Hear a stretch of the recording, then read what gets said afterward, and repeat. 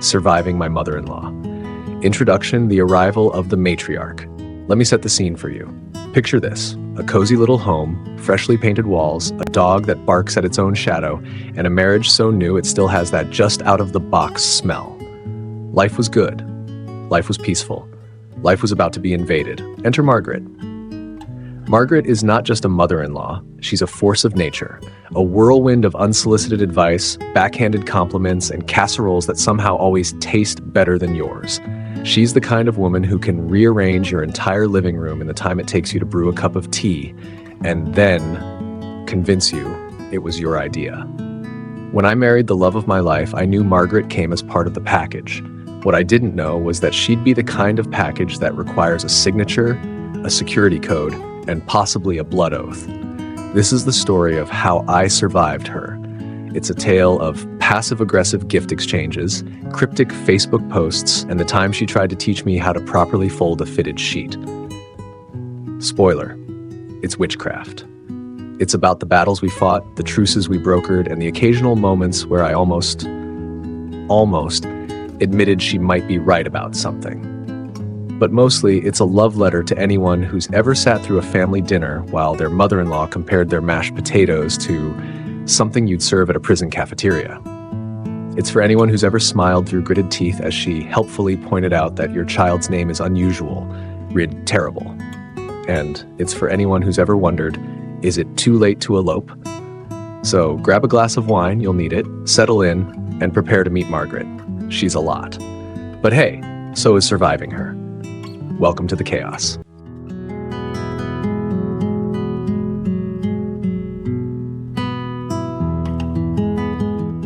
Chapter 1. She comes bearing casseroles and judgment. It was a crisp Saturday morning when the inevitable happened. The doorbell rang, and there she stood, my mother-in-law, Margaret. She was a towering figure, both in stature and in her ability to make me feel like a contestant on a game show I hadn't signed up for. The prize? Her approval. The catch? It didn't exist. "Darling," she exclaimed, sweeping past me with the grace of a woman who had never once doubted her place in the universe. In her arms was a casserole dish, wrapped in foil like a Trojan horse of passive-aggressive hospitality.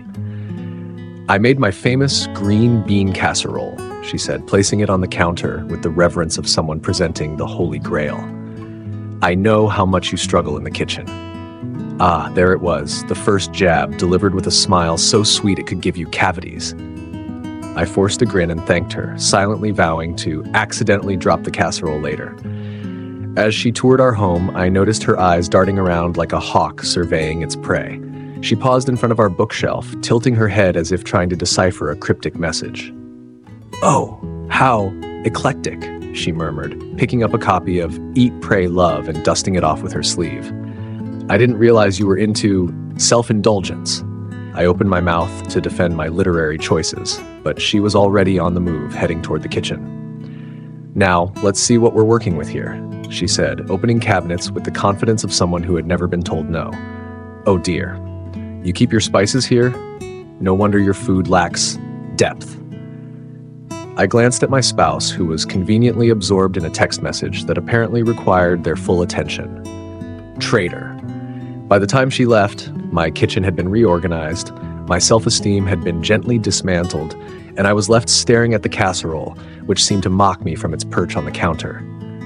That night, as we sat down to eat her famous green bean casserole, I took my first bite. It was fine, perfectly fine. But as I chewed, I couldn't help but wonder, was this casserole a peace offering or a declaration of war? Either way, I knew one thing for certain: this was only the beginning.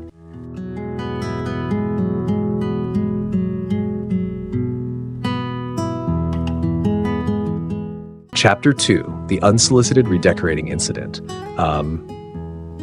It was a Tuesday. I remember because Tuesdays are supposed to be boring. Nothing exciting ever happens on a Tuesday. But then again, nothing about Margaret follows the rules of normalcy. I had just returned from what I thought would be a quick trip to the grocery store. I was gone for maybe an hour. An hour and 15 minutes, tops. But when I walked through the front door, I immediately knew something was wrong. The air smelled different, not bad, just different, like lavender and judgment. And then I saw it. My living room. Gone was the cozy, mismatched chaos I had lovingly curated. The throw pillows I'd spent months picking out were nowhere to be seen. My favorite abstract painting, the one that looked like a toddler had finger painted during a sugar rush, had been replaced with a serene landscape of a barn that I'm pretty sure didn't exist in nature. Even the rug had been swapped out for something beige and aggressively neutral. "Margaret?" I called, my voice trembling with a mix of confusion and rage. "In here, darling," she trilled from the kitchen. I followed the sound, stepping over a stack of home decor magazines that hadn't been there when I left. She was sitting at the table, sipping tea like she hadn't just committed a felony against my personal space. "Do you like it?" she asked, gesturing toward the living room with the grace of a game show host revealing a prize. I thought it could use a little elevation. "Like it?" I repeated, my voice an octave higher than usual. "You redecorated my living room?" "Oh, don't be dramatic," she said, waving a hand dismissively. "I just made a few tweaks. You're welcome, by the way." I stared at her, my brain struggling to process the audacity. "Where are my things?" "In the guest room," she said, as if this were a perfectly reasonable answer. "Some of it, anyway. I may have donated a few pieces. That painting, for example. What was it supposed to be exactly? A Rorschach test?" I opened my mouth to defend my artistic choices, but she was already on her feet, steering me toward the living room. "Now look at this," she said, pointing to the new arrangement. "See how the couch faces the window? It's all about the flow of energy. And this rug, it really ties the room together, don't you think?" I didn't think. I couldn't think. All I could do was stare at the beige abomination that had once been my living room and wonder how I'd gotten here. "And don't worry about the pillows," she added, as if reading my mind. "I put them in storage. They were, how do I put this delicately? A lot." I glanced at my spouse, who had somehow materialized in the doorway. They were holding a bag of chips and looking like they'd rather be anywhere else. "Do you like it?" they asked, their tone carefully neutral. I wanted to scream. I wanted to cry. I wanted to redecorate Margaret's face with my fist. But instead, I took a deep breath, plastered on a smile, and said, "It's different." Margaret beamed, clearly interpreting my lack of outright hostility as a compliment. "I knew you'd love it," she said, patting my arm. "You're welcome, darling." That night, as I lay in bed staring at the ceiling, I made a mental note to hide the guest room key and maybe invest in a security system. Because if there's one thing I learned from the unsolicited redecorating incident, it's this. When it comes to Margaret, there's no such thing as a quick trip to the grocery store.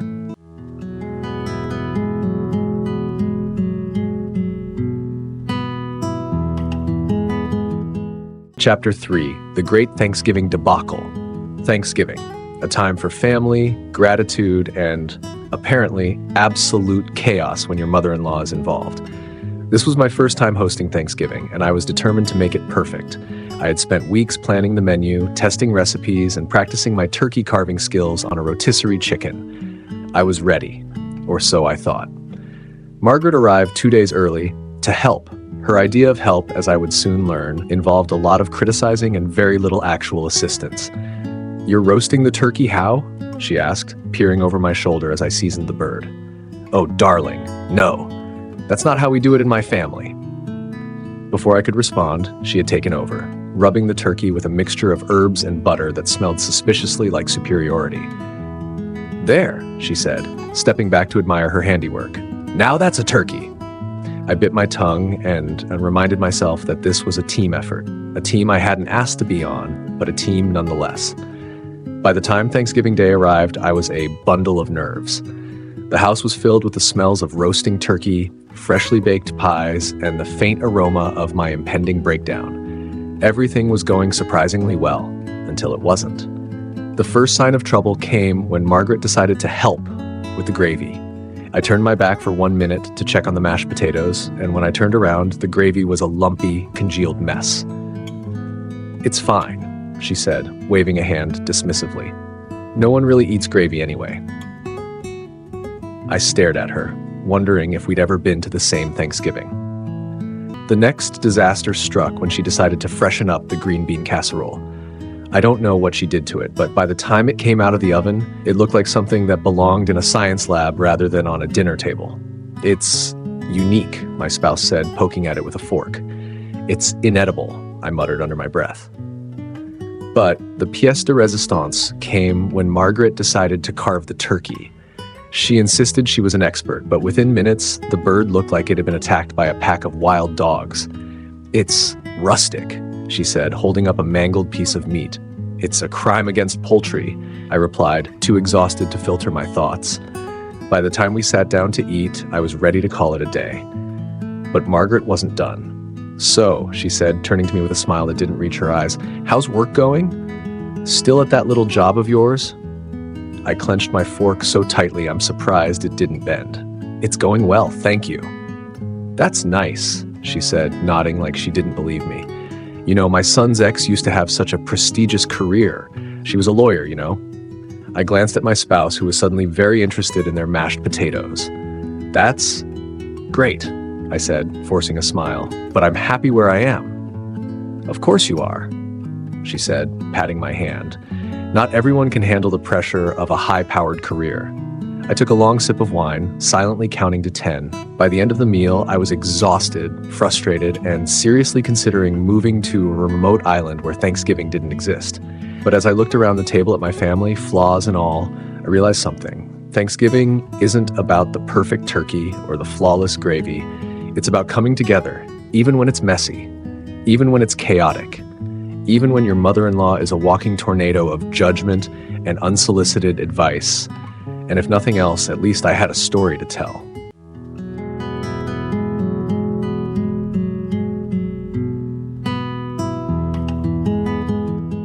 Chapter 4, The Baby Fever Chronicles. If there's one thing Margaret loves more than rearranging my furniture, it's dropping not-so-subtle hints about grandchildren. It started innocently enough, a comment here, a question there. But soon it became a full-blown campaign. The first time she brought it up, we were at brunch. She was sipping her mimosa, looking as innocent as a cat sitting next to a broken vase. "So," she said, setting down her glass with a dramatic sigh, "when can I expect some little ones running around?" I choked on my toast. "Excuse me?" "You know," she said, waving a hand like she was conjuring a vision of the future. "Babies. Grandchildren. The reason I'll finally have an excuse to buy those adorable little booties I saw at the mall." I glanced at my spouse, who was suddenly very interested in their omelet. "We're not really thinking about that right now," I said, trying to sound firm but polite. "Oh, of course not," she said, nodding like she understood. "But you're not getting any younger, you know."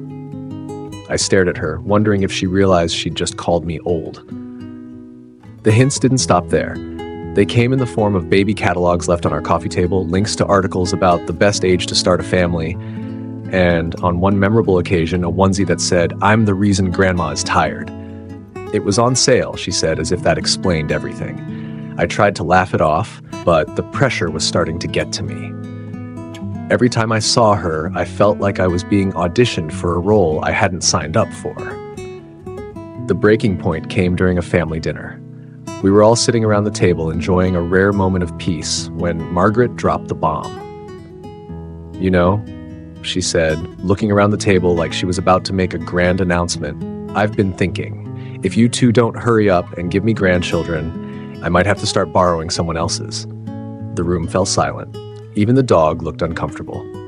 "Mom," my spouse said, finally stepping in, "we'll have kids when we're ready." Of course," she said, holding up her hands in mock surrender. "I'm just saying, time waits for no one, and neither do eggs." I nearly spit out my wine. After that, I started coming up with increasingly creative excuses to avoid the topic. "We're focusing on our careers right now," I'd say. Or, "We're waiting until we can afford a bigger house." Or, my personal favorite, "We're just really enjoying our freedom." But Margaret wasn't fooled. She kept pushing, her hints growing less subtle by the day. Finally, I decided to fight fire with fire. The next time she brought it up, I was ready. "You know, Margaret," I said, leaning in like I was about to share a secret, "we've actually been thinking about getting a dog." Her face fell. "A dog?"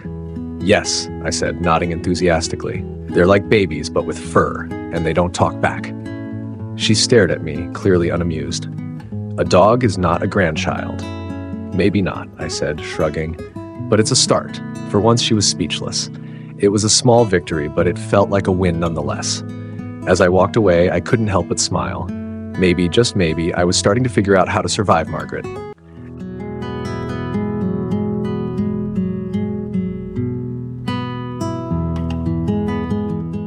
Chapter 5, The Passive-Aggressive Gift Exchange. If there's one thing Margaret has mastered, it's the art of the passive-aggressive gift. It's not just about the gift itself, it's about the message behind it. And trust me, Margaret's gifts always come with a message. The first time I experienced this phenomenon was during our first Christmas as a married couple. We were gathered around the tree, sipping eggnog and pretending to enjoy each other's company when Margaret handed me a beautifully wrapped box. "For you, darling," she said, her smile a little too sweet to be genuine. I opened it to find a self-help book titled How to Be the Perfect Wife. "I thought you might find it helpful," she said, patting my hand. I stared at the book, wondering if it was too late to return it for store credit. The gifts didn't stop there. Over the years, I've received a gym membership. I noticed you've been a little stressed lately. A framed photo of my spouse's ex. I thought you'd like to see what real beauty looks like. And on one particularly memorable occasion, a set of oven mitts with the words, "Kiss the Cook," embroidered on them. "I noticed yours were looking a little worn," she said, as if this explained why she felt the need to gift me something I already owned. At first, I tried to laugh it off. But after a while, the constant barrage of backhanded gifts started to wear on me. Finally, I decided to fight fire with fire. If Margaret was going to play the passive-aggressive gift game, I was going to play it better. The next time her birthday rolled around, I was ready. I handed her a beautifully wrapped box, my smile as sweet as hers had been all those Christmases ago.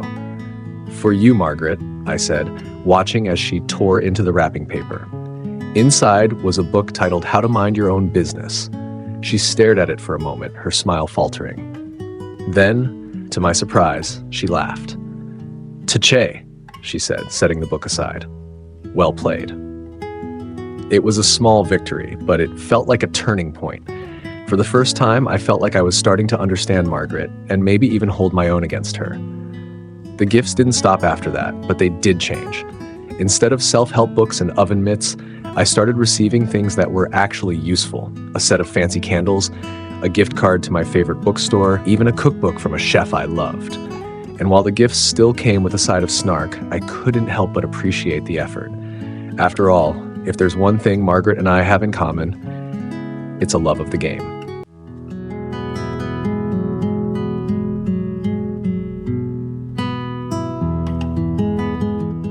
Chapter 6, The Social Media Wars. In the age of technology, even family drama has gone digital. And no one understands this better than Margaret. It started innocently enough, a cryptic Facebook post here, a vague Instagram caption there, but soon it became a full-blown social media war. The first shot was fired on a quiet Sunday afternoon. I was scrolling through Facebook, minding my own business, when I came across a post from Margaret. "Sometimes you just have to sit back and watch people make mistakes," it read, accompanied by a photo of her sipping tea with a knowing smile. I stared at the screen, wondering if I was reading too much into it. But then I noticed the comments. "Everything okay, Margaret?" asked one of her friends. "Oh, just life," she replied. "You know how it is." I did know how it was, and I knew exactly who she was talking about. The posts didn't stop there. Over the next few weeks, Margaret's social media became a treasure trove of passive-aggressive content. "When you try to help someone, but they just don't appreciate it," read one post, accompanied by a photo of her rearranging a shelf. "Some people just don't understand the value of good taste," read another. This time, with a photo of her holding up a hideous vase. I'm pretty sure she bought just to spite me. At first, I tried to ignore it, but after a while, I couldn't resist the urge to clap back. The next time Margaret posted a cryptic message, I was ready. I shared a photo of my perfectly organized pantry with the caption, "When you finally find a system that works for you, despite the help of others." It was subtle, but it was enough. Within minutes, Margaret had liked the post, a sure sign that she'd seen it. The war escalated from there. I posted a photo of my homemade casserole with the caption, "Who needs famous recipes when you have your own?" Margaret responded with a photo of her own casserole, captioned, "Some things just can't be replicated." I countered with a photo of my dog wearing a onesie that said, "I'm the reason Grandma is tired," captioned, "Guess who's the favorite now?" Margaret fired back with a photo of her holding a baby, not ours, thankfully, with the caption, "Nothing beats the real thing." It was exhausting, but it was also kind of fun. For the first time, I felt I was on equal footing with Margaret. The turning point came when I accidentally liked one of her old posts, a photo from 2012 of her standing in front of a Christmas tree, captioned, "The good old days." I panicked, wondering if there was a way to undo it. But before I could, Margaret commented on the post. "Glad you finally agree," she wrote, adding a winking emoji. I laughed, realizing that maybe, just maybe, we weren't so different after all. From that day on, the social media wars became less about one-upping each other and more about finding common ground. We still posted the occasional jab, but it was always followed by a laugh, and sometimes even a like. Because at the end of the day, family drama is just that, drama. And if you can't laugh about it, what's the point? Chapter 7, The Accidental Bonding Experience. Sometimes the universe has a funny way of forcing people together. In my case, it involved a broken down car, a GPS that didn't know the meaning of shortcut, and 6 hours trapped in a confined space with Margaret. It all started when Margaret offered to drive us to a family wedding in a nearby town. I was hesitant. Okay, I was downright resistant, but my spouse insisted it would be fun. Spoiler alert, it was not fun. About an hour into the trip, Margaret's car started making a noise that can only be described as concerning. "It's fine," she said, waving a hand dismissively. "It's just the engine talking to us." "Talking?" I repeated, clutching the door handle as the noise grew louder. "It sounds more like screaming." Margaret ignored me, turning up the radio to drown out the sound, but the car had other plans. 10 minutes later, we were stranded on the side of the road, keyed, watching as smoke, or maybe steam, I'm not a mechanic, poured out from under the hood. "Well," Margaret said, staring at the car like it had personally betrayed her, "this is inconvenient." Understatement of the year. We called for a tow truck, but it would be at least an hour before it arrived. In the meantime, we were stuck in the middle of nowhere with nothing but each other and a bag of stale pretzels for company. At first, the silence was unbearable. Margaret sat on the hood of the car, scrolling through her phone with the intensity of someone trying to avoid conversation. I leaned against the car, staring at the horizon and wondering how I'd gotten here. But then something unexpected happened. "You know," Margaret said, breaking the silence, "this reminds me of the time I got stranded in Paris." I turned to look at her, surprised. "You got stranded in Paris?" "Oh, yes," she said, launching into a story about a missed train, a broken heel, and a kind stranger who turned out to be a famous artist. I listened, captivated. It was the first time Margaret had shared something personal with me, something that wasn't a critique or a backhanded compliment. Before I knew it, I was sharing my own stories. I told her about the time I got lost in New York City and ended up at an underground comedy show. She laughed, a genuine, unfiltered laugh, and for the first time, I felt like we were connecting.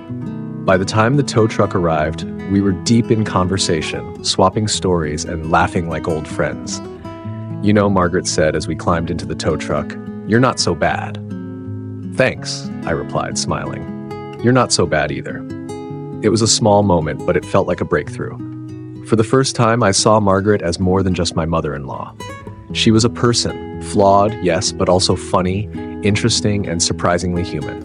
And as we drove off into the sunset, or more accurately, the tow truck's headlights, I realized that maybe, just maybe, we were going to be okay.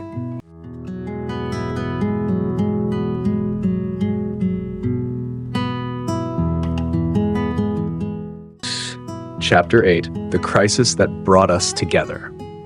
Life has a way of throwing curveballs when you least expect it, and sometimes those curveballs come in the form of a family emergency that forces you to set aside your differences and work together. It started with a phone call in the middle of the night. My spouse's father, Margaret's ex-husband, had been rushed to the hospital. The details were fuzzy, but one thing was clear: we needed to get there as soon as possible. Within hours, we were on a plane, heading to the small town where he lived. Margaret was uncharacteristically quiet, her usual bravado replaced by a quiet anxiety. When we arrived at the hospital, the news wasn't good. He'd had a heart attack, and while he was stable, the road to recovery would be long and uncertain. In the days that followed, we fell into a routine. My spouse and I took turns sitting by his bedside while Margaret handled the logistics, talking to doctors, coordinating with family in a confined space with Margaret. It all started when Margaret offered to drive us to a family wedding in a nearby town. I was hesitant. Okay, I was downright resistant, but my spouse insisted it would be fun. Spoiler alert, Chapter 8, The Crisis That Brought Us Together. Life has a way of throwing curveballs when you least expect it, and sometimes those curveballs come in the form of a family emergency that forces you to set aside your differences and work together. It started with a phone call in the middle of the night. My spouse's father, Margaret's ex-husband, had been rushed to the hospital.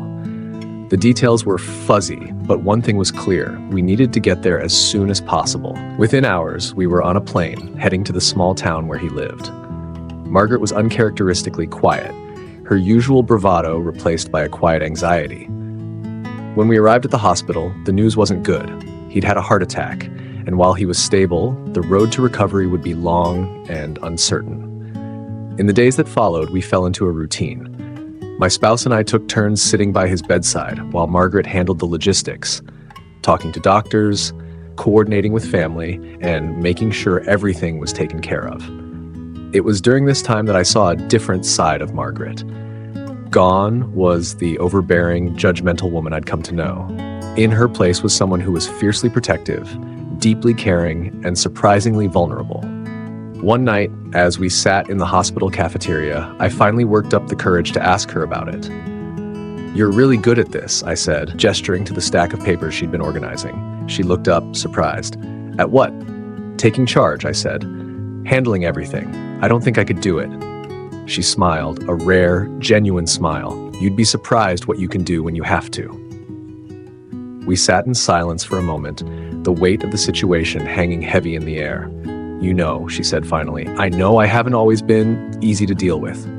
I raised an eyebrow. "That's one way to put it." She laughed, a short, sharp laugh that caught me off guard. "I just want what's best for my family. Sometimes I go about it the wrong way." It was the closest thing to an apology I'd ever gotten from her, and it meant more than I expected. "I get that," I said. I want you to know that I'm trying. I want to be part of this family." She nodded, her expression softening. "You already are." It was a small moment, but it felt like a turning point. For the first time, I felt like Margaret and I were on the same team. By the time we left the hospital, things were different. We weren't best friends, far from it, but there was a newfound respect between us. We'd been through something together, and it had changed us. As we boarded the plane to head home, I couldn't help but feel a sense of hope. Maybe, just maybe, we were going to be okay.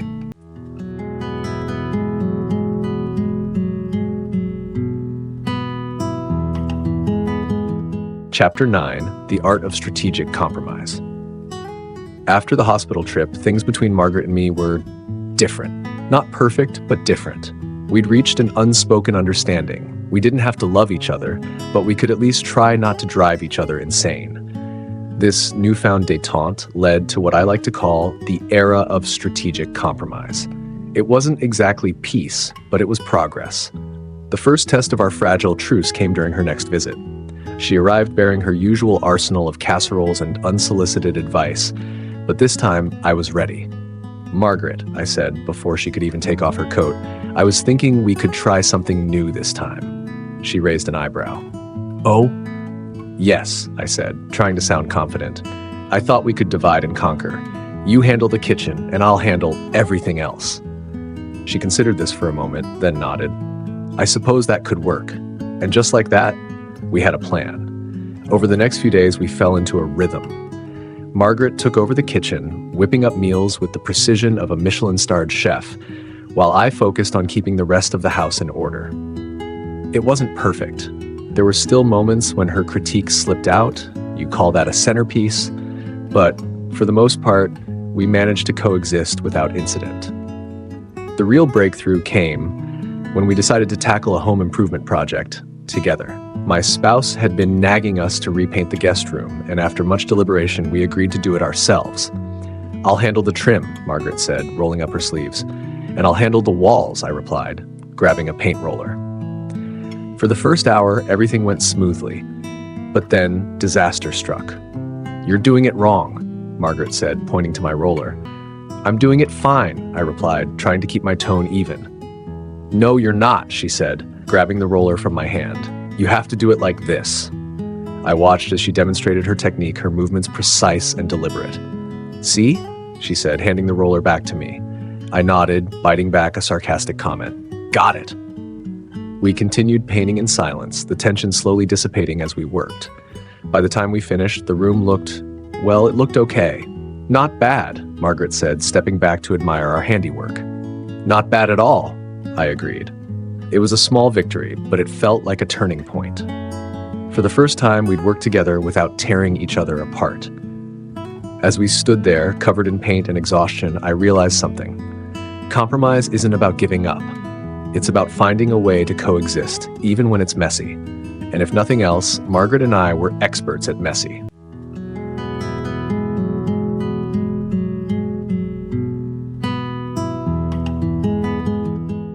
Chapter 10, The Mother-in-Law Survival Guide. After years of trial and error, countless passive-aggressive gift exchanges, and one too many redecorating incidents, I've learned a thing or two about surviving, and even peacefully coexisting with a mother-in-law like Margaret. Consider this your official survival guide, complete with do's, don'ts, and a healthy dose of humor. Things to do. 1. Do. Kill her with kindness.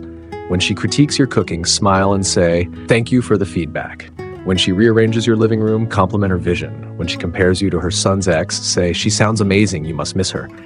This one's risky, but highly satisfying. 2. Do. Find common ground. Bond over shared enemies, like bad reality TV or overcooked pasta.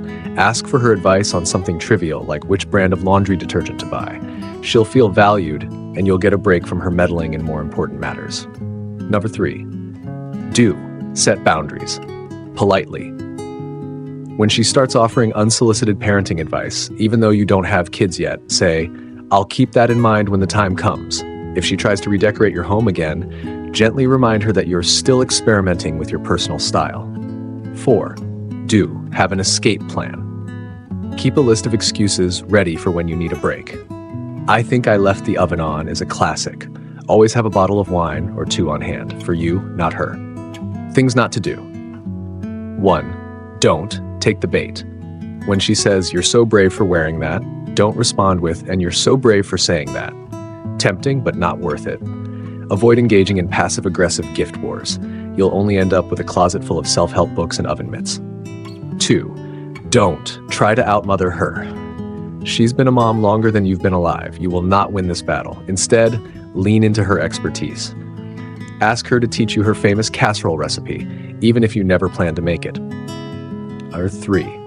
Don't involve your spouse.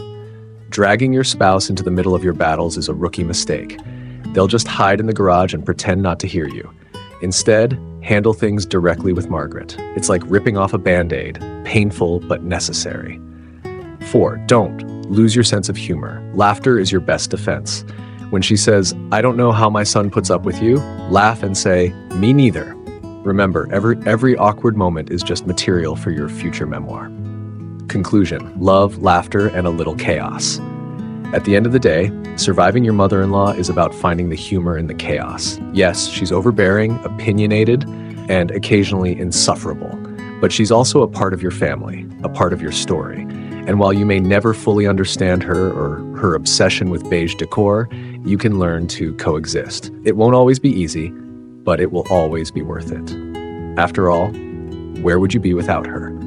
Probably living in a house full of abstract art and mismatched throw pillows, blissfully unaware of the proper way to fold a fitted sheet. So, here's to Margaret and all the Margarets of the world. They may drive us crazy, but they also make us stronger, wiser, and just a little bit funnier. And if all else fails, there's always wine.